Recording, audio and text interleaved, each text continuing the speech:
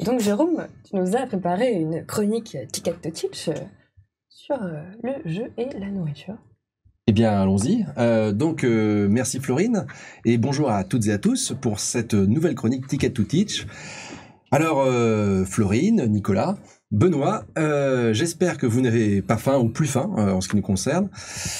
Mais ne soyez pas surpris, vous ici ou vous à distance, car jeu et nourriture sont deux sujets qui vont très bien ensemble, et ce depuis, j'imagine, votre plus tendre enfance. Entre la cuillère avion, vous savez, qui achemine la compote pomme myrtille, ou encore le château de purée de pommes de terre où font glorieusement le beurre de micelle, nous avons toutes et tous un jour joué avec notre nourriture, ou dans mon cas, on m'a souvent dit de ne pas jouer avec. D'ailleurs, Gilles Rougère avait écrit un petit article sur le sujet.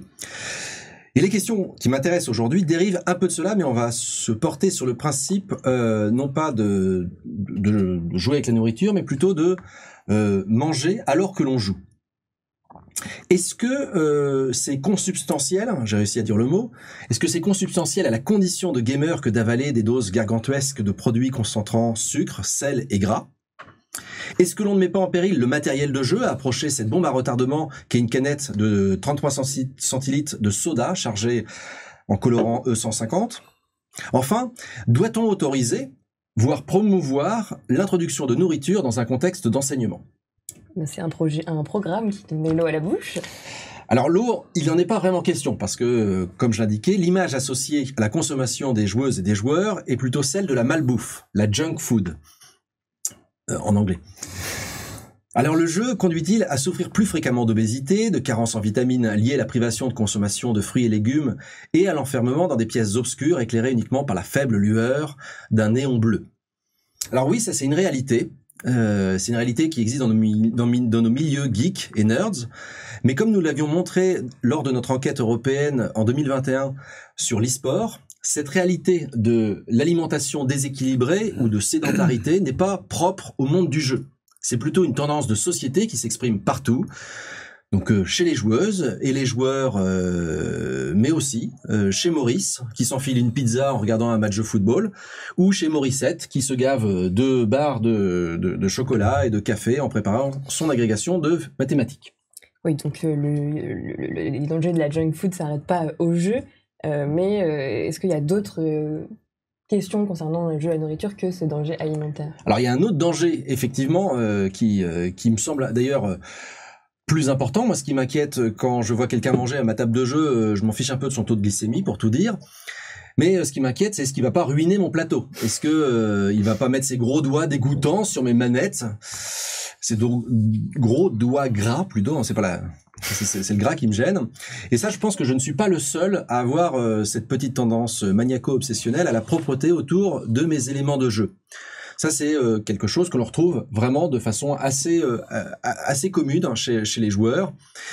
Et en ce qui me concerne, ça serait un argument assez fort pour interdire et déconseiller de manger ou boire pendant un jeu. Et d'ailleurs, petite anecdote, j'ai souvenir pendant une convention où on jouait, c'était un jeu qui est un jeu assez rare, qui est plus réédité et qui a priori ne le sera plus, la richesse des nations. On pourra en reparler. Et j'ai souvenir quand je suis arrivé, la personne a dit, ok, vous pouvez boire votre Coca-Cola si vous voulez, mais si vous faites ça, vous mettez un billet de 50 € sur la table. Parce que s'il est ruiné, on me mettait une garantie. Ah oui, donc là, c'était le cas un peu extrême. Donc ça veut dire que toi, tu interdis de manger quand tu fais jouer ? Alors en situation d'enseignement, paradoxalement, non. Même si je n'aime pas trop faire prendre des risques à mes jeux, je l'autorise et je l'encourage. Je l'encourage tellement que j'amène souvent à manger d'ailleurs. Et je fais acheter à manger pour qu'on ait de quoi manger, de quoi boire en quantité. Alors pourquoi, me demandez-vous ? Eh bien, parce qu'en classe, nous utilisons une méthode ludopédagogique reposant sur les cycles d'apprentissage de David Kolb. Cette approche en 4 étapes pose comme fondement une expérience sensible et authentique de jeu. Aussi, quand je scénarise, je vais essayer de ne pas simplement penser contenu académique, mais aussi d'ouvrir une réflexion sur tout ce qui pourrait améliorer l'expérience de jeu. Un jeu n'est un jeu que si les protagonistes le décident, et pour accompagner leurs décisions conscientes et inconscientes de s'engager, il faut jouer sur l'environnement. Choix de la salle, décor de la salle, agencement des tables et aussi sucreries à portée de main, boissons. c'est pas par démagogie, c'est pas par démagogie. Non, c'est pas par démagogie que je vais amener des boîtes de Haribo, c'est parce que je pense que ça renforce l'engagement. C'est plutôt par cynisme. C'est un appât. C'est ce que je vais mettre sur mon hameçon ludique. Et ça contribue, je pense, très fortement à l'illusion d'être ailleurs, et ça renforce, par conséquent, l'immersion. Comme je fais souvent jouer des jeux à des règles assez complexes, ou du moins à des jeux qui sont souvent longs, je néglige pas non plus les risques de surcharge mentale, d'épuisement ou de découragement. Ici, le sucre, en particulier, soutient par ses qualités nutritionnelles mon objectif pédagogique.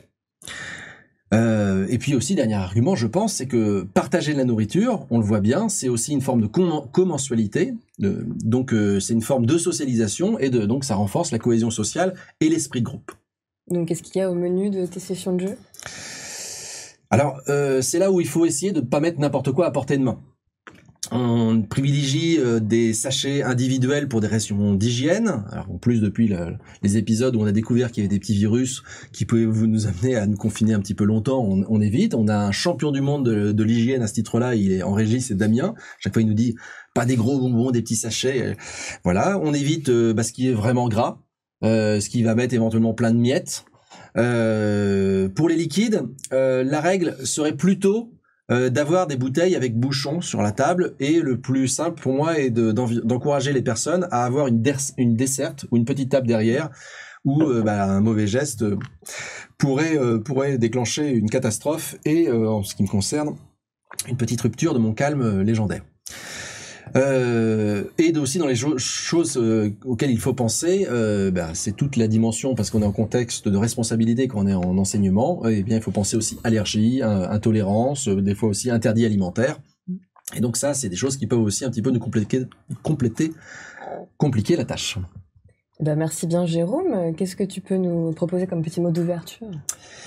Peut-être pour ouvrir nos échanges, dire qu'effectivement on a grandi en jouant avec la nourriture, qu'on peut consommer de la nourriture en jouant.